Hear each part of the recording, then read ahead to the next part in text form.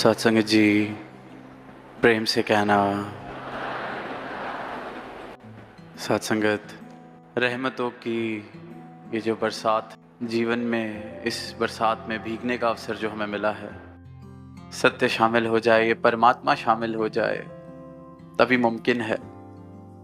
एक एक महापुरुष, एक एक संत, एक एक बच्चा दिल के भाव रख के जा रहा है। वो शब्द इस आत्मा से, इस परमात्मा का जब मिलन हुआ तो उसकी खुशी का इजहार, उस मिलन का इजहार करते हुए शब्द हैं कि सदगुरु के चरणों के द्वारा जब ये भक्ति जीवन में आती है, ये ब्रह्म ज्ञान जीवन में आता है, इस परमात्मा के दर्शन जब मुझे हो जाते हैं, तो वो पहली सीढ़ी, इस परमात्मा को जब मैं जान लेता हूँ, देख लेता हूँ, तो ये शुरुआत होती है। तो दास भी यही सोच रहा था कि अक्सर सुनते हैं स्वार्थ की परिभाषा कि बहुत स्वार्थी है, इसको सिर्फ अपनी पड़ी है, सिर्फ अपने बारे में सोचता है। पर इसी शब्द को अगर इस प्रकार देख लें कि स्वार्थ मतलब स्वयं का अर्थ, मेरा अर्थ, मैं हूं कौन, मेरा मूल अर्थ क्या है, ये सवाल जिसके जीवन में आया, स्वार्थ सही मायनों में जिसके जीवन में आया, अपने बारे में अगर कुछ सोचना ही है, अपने बारे में कुछ करना ही है, अपने ऊपर कोई परोपकार करना ही है, सही मायनों में स्वार्थी अगर होना है, तो जिस कारण ये तन मिला है, जिस कारण ये अवसर मिला है, इतना स्वार्थी मैं हो जाऊं कि इस कार्य को पूरा कर लूं जो सिर्फ और सिर्फ इस योनि में पूरा हो सकता है। इतना स्वार्थी मैं हो जाऊं कि इसका जवाब ढूंढ लूं कि मैं हूं कौन। खुद को जानूंगा तभी तो खुद के बारे में सोच सकूंगा, खुद को जानूंगा तभी तो खुद के ऊपर कोई परोपकार कर सकूंगा, कुछ हासिल कर सकूंगा। और इनकी कृपा से जिस जिसको भी स्वयं का अर्थ मिला है, जिसका ये स्वार्थ पूरा हुआ है, फिर उसका स्वार्थी होना सारी मानवता के लिए परोपकारी हो जाता है कि वो अपने अर्थ को, अपने मूल को इस प्रकार जानता है कि मोही तो ही मोही अंतर कैसा। खुद का अर्थ जानने के बाद मेरा स्वार्थी हो जाना या किसी ब्रह्म ज्ञानी का स्वार्थी हो जाना मतलब है कि सबका भला करो भगवान, ये मेरा स्वार्थ बन जाता है। तो ऐसा स्वार्थ मुबारक है जो स्वयं के अर्थ से शुरू होता है। इस सवाल से ही अध्यात्म, मुक्ति, मोक्ष की यात्रा शुरुआत। मैं कौन हूं, मेरा अर्थ क्या है, मेरा मूल क्या है। गौतम बुद्ध का जीवन देखते हैं, जब पैदा हुए, अपने राज्य के राजा के इकलौते बेटे, तो उनको सिर्फ और सिर्फ सजावटें, सुनहरी चीजें दिखाई जाती थीं। पर किसी वक्त जब बाहर निकलना हुआ और देखा कि ये शरीर किस प्रकार ढल जाएगा, किस प्रकार जीवन में दुख आएगा, तो मानो कि जीवन से भरोसा ही उठ गया कि अगर इसे जीवन कहते हैं तो ये तो जीवन ही व्यर्थ है। इसे अगर जीवन कहा जाता है कि आज ये जोबन चढ़ा हुआ है और कल इसने दरिद्र हालत में पहुंच जाना है, तो ये जीवन ही व्यर्थ है। और बस वहीं से शुरुआत हुई स्वार्थ की, स्वयं के अर्थ की। घोर तपस्या करते करते उस सवाल का जवाब मिला, तो वही सिद्धार्थ गौतम बुद्ध हुए। और सिर्फ एक सार उस बात का कि जीवन सिर्फ ये नहीं हो सकता, निद्रा भोजन भोग भय, और उसके बाद सिर्फ और सिर्फ ये दुख, हासिल कुछ होना नहीं। और वहीं सदगुरु कह रहे हैं विस्तार अगर करना है तो निद्रा, से जागृति की ओर का विस्तार। बहुत जी लिए सोते सोते, बदल नहीं पा रहा, क्योंकि उसकी व्यर्थता का एहसास मुझे नहीं हो रहा है। और जब ये बात समझ में आने लगती है कि हासिल क्या हुआ, सिकंदर की मैं बात कर देता हूं, कह देता हूं, पर हासिल क्या हुआ, तो फिर वही बात के उम्रे दराज मांग के लाई थी 4 दिन। या तो आरजू कर रहे हैं इंतजार, हासिल कुछ नहीं। जब तक मुझे मेरे मूल स्वरूप की पहचान ना हो जाए, जब तक इस मूल स्वरूप को, अपने अर्थ को मैं देख ना लूं, जान ना लूं, उसका एहसास ना कर लूं, तब तक जो जीवन जिया जा रहा है वो व्यर्थ, निद्रा का जीवन। अक्सर सपने भी आते हैं, इस बात पर सबने ध्यान दिया होगा, अगर नहीं दिया तो दे के देखें तो इस बात का एहसास होगा कि सपने में इस बात का एहसास तो होता है कि मैं हूं, मेरे आसपास चीजें घट रही हैं, मैं कुछ कर रहा हूं, कुछ मेरे साथ हो रहा है। कभी कभी सपना इतना ज्यादा गहन कि सुबह उठकर भी कुछ समय लग जाता है होश में आने के लिए कि सच क्या था, सपना क्या था। पर सपना चाहे गहन हो, बुरा हो, अच्छा हो, सुनहरा हो, जैसा मर्जी हो, कभी गौर करेंगे तो सपने में अपना चेहरा नहीं दिखाई देता। ये तो लगता है मैं हूं, पर सपने में कभी अपना चेहरा नहीं दिखाई देता। जैसे स्वप्न में अपना चेहरा नहीं दिखाई देता, वैसे ही जब तक अपने इस मूल का एहसास किए बगैर मैं जी रहा हूं, मतलब ये सपना, मतलब ये वही दरिद्र जीवन में जी रहा हूं। और बस यही जागृति का विस्तार सदगुरु कर रहे हैं कि अपने पल पल में खुद को देख के जियो, खुद को जान के जियो। तुम हो क्या, तुम्हारा अर्थ क्या है, पूरी तरह से स्वार्थी होकर जियो। खुद को जान लो, पहचान लो। ये विस्तार, इससे ऊपर कोई विस्तार नहीं। और फिर भक्ति का रस जीवन में आना शुरू होता है, क्योंकि ये शुरुआत है, ये शुरुआत है। और फिर ये जीवन का पल पल, जब जब इस पल में, हर पल में इस एहसास में मैं जी रहा हूं कि मैं हूं कौन, तो जीवन का नजारा ही बदल जाता है, जीवन जीने का ढंग ही बदल जाता है। कल सदगुरु माता जी ने फरमाया गहराई के बारे में कि जीवन गहरा हो, विस्तार हो जीवन में। मैं वाला जीवन है, निद्रा वाला जीवन है। कोई छोटा सा पत्थर भी मुझ पे गिरता है तो तरंगे उड़ जाती हैं। जैसे कल एक एग्जाम्पल लिया, बाल्टी छोटी सी, उसमें पत्थर फेंका, पानी उछल गया, तरंगे उठ गईं। ऐसे ही कोई जरा सत्कार की नजर से मुझे नहीं देखता, तरंगे उठने लगती हैं, परेशान होने लगता हूं, जल सा जाता हूं, भुन सा जाता हूं। ऐसी हालत, तरंगे, देखा कैसे नहीं। फिर थोड़ा सा विस्तार कि किसी के देखने से नुकसान नहीं, पर कोई गाली दे जाए तब तरंगे उठ जाती हैं। फिर उसके पार का विस्तार कि कोई गाली दे गया तब भी कोई बात नहीं, पर कोई अपना गाली दे जाए, अपना कोई मुझे मूर्ख कह दे, फिर तरंगे उठ जाती हैं। तो सदगुरु माता जी ने कहा विस्तार, सागर गहरा है इसलिए शांत है। क्या तरंगे उठे वहां, तो इतना विस्तार में होता, मेरे जीवन में होता चला जाए। आज बाल्टी जितना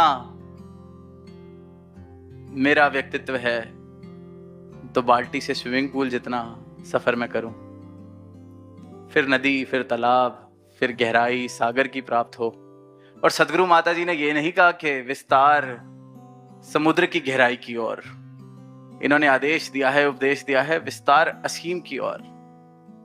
तो रुकना नहीं, क्योंकि जीवन नहीं रुकता, जीवन ने चलते जाना है। अपनी दिशा में इनके अनुसार कर लूं तो जीवन सिर्फ असीम की ओर विस्तार करेगा। दास ने कुछ समय पहले वो जो भाव, जो बाबा जी अपनी विचार में कहते थे कि जीवन में किसी की बात को पत्थर पर लकीर की तरह नहीं, पानी पे लकीर की तरह लिया जाए, तो मन में वही भाव आए कि अगर मेरा जीवन की अवस्था यही है कि अभी पत्थर पर लकीर, माफ नहीं कर पाता, भूल नहीं पाता, पानी तक पहुंचना मुश्किल लग रहा है कि पानी पर लकीर वाला जीवन कैसे मिले, तो पहले रेत पर लकीर की तरह पहुंच जाऊं। इतनी भी पक्की लकीर ना हो जाए कि कोई माफी मांग ले, मैं माफ ना कर पाऊं, कम से कम उस जगह कि रेत पे लकीर, किसी ने माफी मांगी, पानी पड़ गया तो वो लकीर मिट गई। और वहीं से फिर मेरा विस्तार धीरे धीरे पानी पर लकीर की तरह, वही जैसे पानी पर लकीर लगाने की कोशिश की जाए, बनते बनते साथ ही मिटती जाती है। और फिर ये ऐसी कृपा करें कि असीम की ओर मेरा विस्तार हो जाए कि हवा पर लकीर पड़ती ही नहीं, पानी जितनी लकीर भी ना पड़े। अब ये तभी हो सकता है जब खुद का बोध हो जाए, मैं हूं कौन ये पता चल जाए, क्या अस्तित्व है मेरा मुझे पता चल जाए। तभी फिर सीमित दायरों से जीवन असीम की ओर बढ़ना शुरू हो जाता है। कहना बहुत आसान है, दोहराना बहुत आसान है, पर दोहरा देना, कह देना, रट लेना, पढ़ लेना, वो मेरी नॉलेज बैंक को जरूर डिस्प्ले कर सकता है, उसको याद जरूर कहा जा सकता है, पर समझ तब तक नहीं कहा जा सकता जब तक इस भाव को जी ना लिया जाए। मैंने कह दिया हम ब्रह्मास्मि, मैं ब्रह्म हूं। बहुत ज्ञानियों ने यह बात कही, बहुत ज्ञानियों ने, पर जी कितनों ने। जिसने जी ली फिर उसके जीवन की भाव दशा कुछ इस प्रकार हो जाती है कि अहम ब्रह्मास्मि का एहसास जब हुआ तो फिर अहम खत्म हो जाता है। जब ब्रह्म मिल गया, ब्रह्मास्मि पता चल गया कि मैं ब्रह्म हूं, तो अब मैंने रहकर करना क्या है, फिर ये ब्रह्म ही ब्रह्म है। ये भाव दशा उसकी जिसने इसको जी लिया और जिसने ज्ञानी बनकर इसको पढ़ लिया, बुद्धि के तल पर समझ लिया, उसकी भाव दशा कुछ इस प्रकार हो जाती है कि अहम ब्रह्मास्मि में अहम पर जोर ज्यादा हो जाता है। बहुत ज्ञानी आए फिर दुनिया में ही ज्ञान बांट रहे हैं अहम ब्रह्मास्मि, क्योंकि वो तो पता चल गया कि अब अहंकार की सीमा सारी खत्म, कि मैं तो ब्रह्म हूं।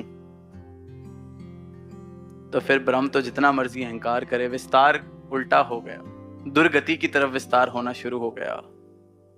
तो कहा सुनी, दोहरा देना, कह देना, कोई पैमाना नहीं, जी लेना, अनुभव कर लेना, इसको हासिल कर लेना,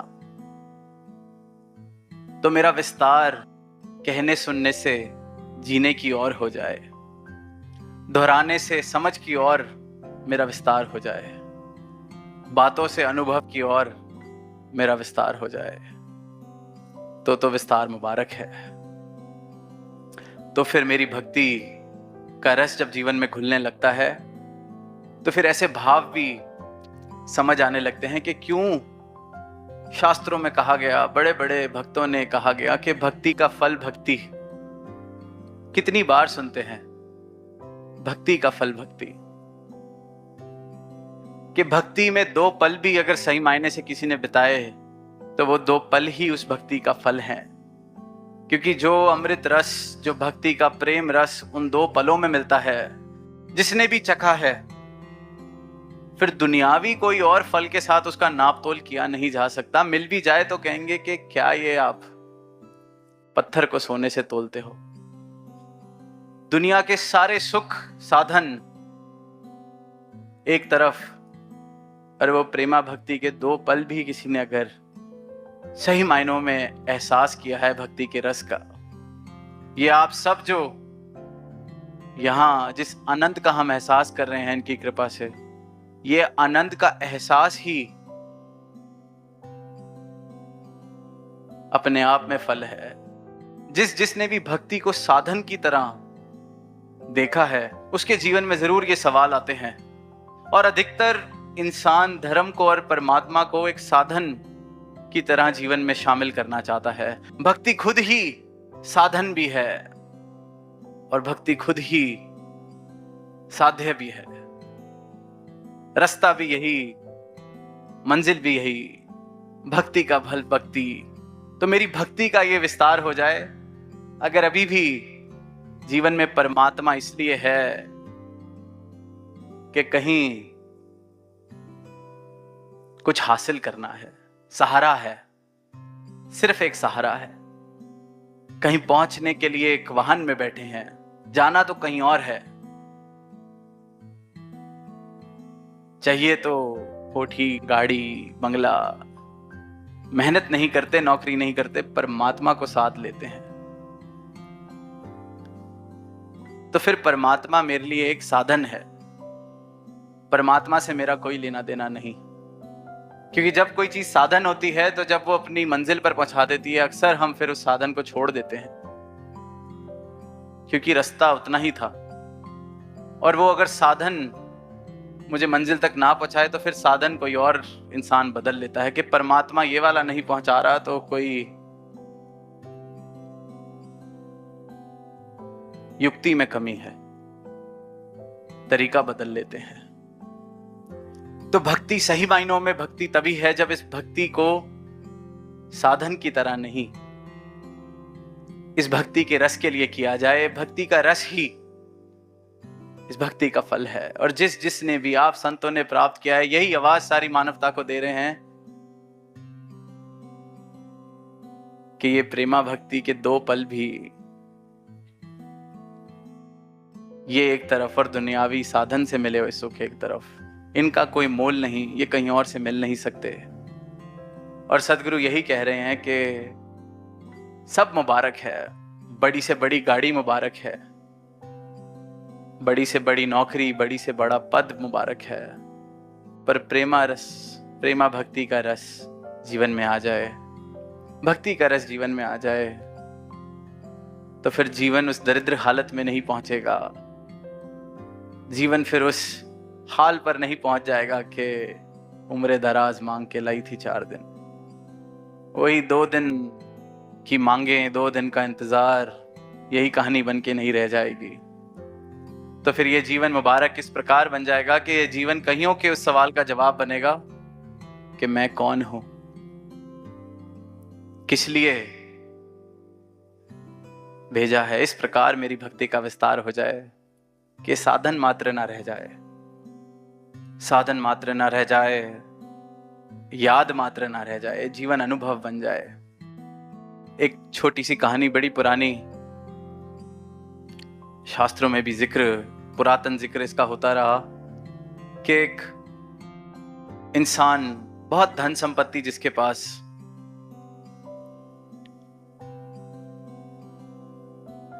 इतनी धन संपत्ति कि सोचा अब 3 बच्चे हैं, ये कैसे फैसला करूं कि कौन इसका संभाल कर सकेगा, इसका विस्तार कर सकेगा, कौन इतना लायक है, कौन इतना काबिल है तीनों में से। तो एक दिन तीनों को बुलाता है और एक एक पोटली तीनों को देता है और कहता है कि मैं चंद वर्षों के लिए एक तीर्थ यात्रा पर जा रहा हूं, 4 या 5 वर्ष बाद लौटूंगा, और इस पोटली में जो तुम तीनों को मैंने दी है बीज हैं, और जब मैं वापस आऊं तो तुमने मुझे ये बीज वापस करने हैं और बड़े ध्यान से इनकी संभाल करना और मुझे यही बीज लौटाना, क्योंकि इन पर बहुत कुछ निर्भर करता है। तो वो इंसान फिर अपनी यात्रा की ओर बढ़ जाता है और पीछे से 3 बच्चे अपने अपने हिसाब से जो भी उन्होंने उस पोटली के साथ करना था वो करते हैं। 5 वर्ष बाद जब वापसी होती है तो सबसे पहले सबसे बड़े बेटे को बुलाते हैं कि तुम्हें पोटली दी थी, मेरे बीज मुझे लौटाओ। तो कहते हैं जरा रुकिए, अभी लाया। घंटे 2 घंटे बाद वापस आता है और लगभग उतनी ही वजन के बीज लौटा के हाथ में रख देता है। तो पिताजी कहते हैं कि ये ये वो बीज नहीं है। कहते हैं आप जो मुझे बीज दे के गए थे, बड़ा बेटा कहता है, उनकी संभाल कैसे करनी है, मुझे तो यही सूझा कि उनको मैं बाजार में बेचाऊं, और जब आप वापस आएंगे तो उतने ही बीज आपके लिए तब खरीद के आपको दे दूंगा। पर उन्होंने कहा ये वो बीज नहीं, मैंने अपने बीज तुमसे मांगे थे। खैर कोई बात नहीं। दूसरे बेटे को बुलाया जाता है कि बीज लौटाए जाएं। कहते हैं जरा रुकिए। वो 10 मिनट में वापस पोटली देता है हाथ में। पोटली वही की वही, पर उस पोटली में से अब दुर्गंध आ रही थी। तो वो खोल कर देखते हैं, बीज तो वही के वही होते हैं पर सड़ चुके होते हैं। कहता है ये क्या है, ये क्या हाल कर दिया इन बीजों का। तो कहता है आपने संभालने के लिए दिए थे तो मुझे और कुछ नहीं सूझा, मैंने तिजोरी में संभाल कर रख दिए कि आप जब आएंगे को वापस कर दूंगा। तो वो कहता है कि बड़े बेटे ने कम से कम जिंदा बीज तो दिए थे, तूने तो इनको साड़ ही दिया है। खैर कोई बात नहीं। तीसरे बेटे को बुलाया जाता है, मेरे बीज मुझे लौटाए जाएं। पिताजी कहते हैं, तो कहते हैं आइए मेरे साथ। घर के पास 2 कदम पर एक बगीचा दिखाया जाता है। कहता है ये रहे आपके बीज, अभी फूल बने हैं, कुछ समय में फल लगेंगे और फिर बीज दोबारा आएंगे तो मैं आपके बीज आपको लौटा दूंगा। पर जो बीज आप मुझे देके गए थे उनको लौटाने का यही एक तरीका था कि उनको बो दिया जाए, वरना वो सड़ जाते, क्योंकि वो तो जिंदा चीज आपने मुझे दी थी। अब 5 वर्ष बाद आप मुझे मिले हैं, मैं ही वो इंसान नहीं, मैं भी बड़ा हो गया हूं, तो वो जिंदा चीज आपने मुझे दी तो बाजार में बेचना ठीक नहीं लगा, क्योंकि वो फिर वो बीज ठीक नहीं रहते, वो बीज बदल जाते, जैसे कि बड़े भाई ने किया। तिजोरी में रख देता तो सड़ जाते। और मैं आपसे बस यही माफी मांगता हूं कि वो यही एक माफी कि ये वो बीज नहीं और उतने नहीं, लाख गुना बीज हो गए, लेकिन ये बीज अपनी यात्रा में विस्तार कर रहा है। वो मैंने बोया, वो पौधा बना, फूल खिले, अब फल बनेगा और लाखों की तादाद में मैं आपको वो बीज वापस करूंगा। तो ये जो विस्तार है ये पल पल हो रहा है। जिंदा है, ये जीवन है तो ये चलता हुआ है। चलना किस ओर है, विस्तार किस तरफ करना है। खुद को रोक लेंगे तो सड़ जाएंगे। पानी गंदा, रुका हुआ पानी गंदा हो जाता है। संसार में बेचाएंगे तो जिस मूल के लिए मिला था, परमात्मा ने जैसा का जैसा भेजा था वैसा परमात्मा को लौटेंगे कैसे। एक ही तरीका है, विस्तार असीम की ओर। इनके चरणों में खुद को समर्पित कर दिया जाए। फिर वो पौधा बनाए, पेड़ बनाए, वापस फल, फिर वापस बीज। विस्तार ही विस्तार है। इस कुदरत में, इस कादर ने जो कुदरत बनाई है उसके भी हर कोने में विस्तार देखने को मिलता है। मानव ने किस ओर विस्तार करना है, किस तरफ बढ़ना है, इसी सवाल का जवाब सदगुरु अपने ब्रह्म ज्ञान से दे रहे हैं, अपने उपदेशों से दे रहे हैं कि ये चुनाव है। विस्तार दुर्गति की तरफ भी किया जा सकता है, पतन की तरफ भी किया जा सकता है, या फिर इस रूप में किया जा सकता है कि मुट्ठी भर बीज मिले और लाखों वापस किए। जैसे हजूर कहते हैं कि ये दुनिया जैसी आई है, जिस दुनिया में जैसे आए हैं इससे बेहतर इसको करके जाएं, ऐसा मेरे जीवन का विस्तार हो सके। तो भाव यही आते हैं कि मानव सुन तो ये बात रहा है, हम भी सुन रहे हैं, दोहरा रहे हैं, पर कहीं मेरी जीवन, मेरी अवस्था रटन तक ना रह जाए। पता चले कि बुद्धि के तल पर ही जीवन जिया जा रहा है। कहा तो जा रहा है जाग जाओ, पर फिर इंसान जागता क्यों नहीं। कहा तो जा रहा है कुछ हासिल नहीं होना, देख भी रहा हूं कुछ हासिल नहीं होता, फिर भी इंसान जागता नहीं।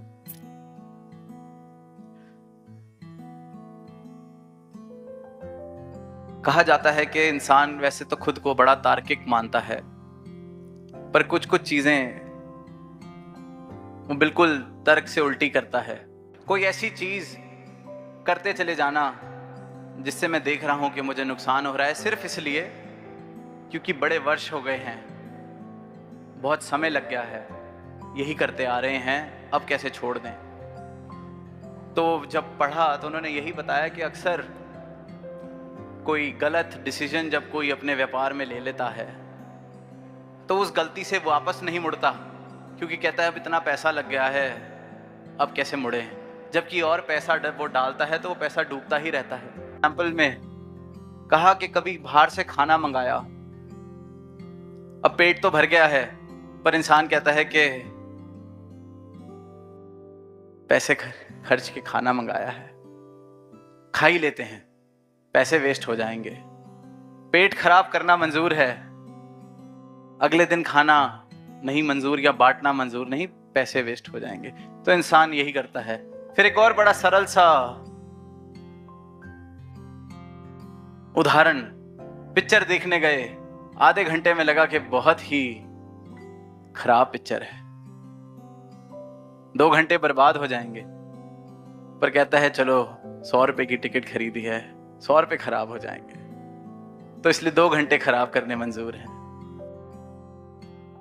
तो कहते हैं इंसान चाहे जितना भी तार्किक है, पर उसके तर्क में कहीं अद्भुत से दोष हैं, जिसमें से एक दोष संक कॉस्ट फॉलिसी। इंसान रिश्तों में भी हम कई बार देखते हैं कि अब इतने वर्ष तो हो गए, अब कुछ और कैसे किया जाए, थोड़ा दुख और सह लेंगे। संक कॉस्ट फॉलिसी 10 साल से ऐसे ही चलता आ रहा है, अब 10 साल लगा दिए हैं, कोई बात नहीं। इंसान भी जीवन जब जी रहा है, हाथ पल्ले कुछ नहीं पड़ा, देख रहा है 50 साल की उम्र हो गई, 60 साल की उम्र हो गई, हाथ पल्ले कुछ नहीं, पर अब इतने वर्ष लगा दिए हैं, थोड़ा सा और ही सही। पता है जिस रास्ते चलता आ रहा हूं, जैसा जीवन जीता आ रहा हूं, कुछ हासिल करके भी हासिल नहीं हुआ है, पर अब इतने वर्ष लगा दिए, अब तौर तरीके कैसे बदले। परमात्मा को एक सीमित से रूप में देखता आ रहा हूं, देखा भी नहीं, जानता भी नहीं, परमात्मा परमात्मा करता आ रहा हूं, पर अब कोई सच की आवाज दे रहा है, पर अब इतने वर्ष लगा दिए हैं, अब तौर तरीके कैसे बदले, इतने वर्ष लगा दिए हैं।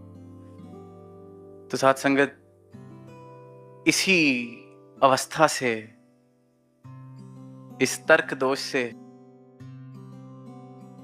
उठाकर सद्गुरु जागृति की अवस्था बख्शते हैं। जैसा जीवन चलता आ रहा है, अगर ऐसे ही जीते रहे तो ये जीवन की बाजी हार जाओगे। हारते आ रहे हो जीवन की बाजी, 50 साल से, 40 साल से, 20 साल से, जितनी भी उम्र है, ये बाजी हारते जा रहे हो। ऐसे ही चलता रहा, 1 वर्ष और, 1 पल और ऐसे जिए तो वो पल भी हार जाओगे। ये जगा रहे हैं, पर हम कहते हैं अब 60 साल लगा दिए, कोई बात नहीं, शायद कुछ मिल जाएगा। बस ये जीवन की बाजी हारने से हर एक मानव को बचाने आए हैं। हम कहीं किसी तर्क दोष में न फंस जाएं, अपना विस्तार इस रूप में कर सकें कि वाकई ही जो भक्ति और भक्ति का रस मिला है, मेरा विस्तार इस रूप से हो सके, मेरे जीवन का विस्तार इस रूप से हो सके कि अरे मेरी भक्ति साधन बन के ना रह जाए, मेरी भक्ति संपूर्ण रूप में प्रेम, अनुराग, प्रेम का रस, भक्ति का फल, सिर्फ और सिर्फ भक्ति, ऐसा विस्तार मेरी भक्ति का हो पाए। इन्हीं भावों से दास इजाजत लेना चाहेगा और यही अरदास सतगुरु माता जी के चरणों में कि दूर दूर से सारे संत पहुंचे हैं यहाँ, और जितने पहुंचे हैं उससे भी कहीं गुना आपके संत अपने अपने घरों से निरंकार रूप में आप जी के साथ अपनी तार जोड़े बैठे हैं। तो आज अपने लिए और सारी ही साथ संगत के लिए यही अरदास जो शहंशाह जी ने अवतार बानी में लिखी कि जब तक सावित साने मेरे तोड़ निभे ये प्रीत तेरी, प्रेम से कहना, ध्यान रखना।